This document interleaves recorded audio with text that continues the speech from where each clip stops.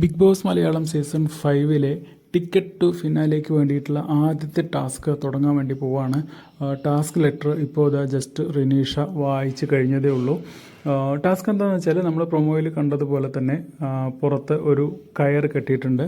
ആ കയറിനകത്ത് ഓരോ അടയാളങ്ങൾ വെച്ചിട്ടുണ്ട്. അവിടെ ഓരോ മത്സരാർത്ഥികളും പിടിച്ചു നിൽക്കുക എന്നുള്ളതാണ്.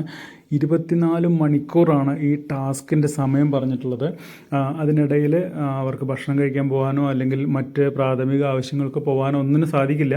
അങ്ങനെ പോകണം എന്നുണ്ടെങ്കിൽ അവർക്കിത് പിടിവിട്ടിട്ട് പോവാം, പക്ഷേ അവർ മത്സരത്തിൽ നിന്നും പുറത്താവും എന്നുള്ളതാണ് ബിഗ് ബോസ് കൊടുത്തിട്ടുള്ള നിർദ്ദേശം. പിന്നെ നമ്മൾ നേരത്തെ ആ കുടുക്ക് ടാസ്കിൽ കയറഴിക്കുന്നതിൻ്റെ ആ ഒരു സ്ഥാനം കണക്കാക്കിയിട്ടാണ് ഈ കയറിലും പിടിക്കേണ്ട സ്ഥാനം നിർണ്ണയിക്കേണ്ടത്. എന്തായാലും 24 മണിക്കൂർ നീണ്ടു നിൽക്കുന്ന ഈ ടാസ്ക് അത്രയും ടൈം എടുത്തിട്ടാണോ പൂർത്തിയാകുക, അതോ അതിനു മുമ്പ് എല്ലാവരും പിടിവിട്ട് പോകുമോ, അവസാനം ആർക്ക് കിട്ടും എന്നൊക്കെ നമുക്ക് ലൈവിൽ കണ്ടറിയാം.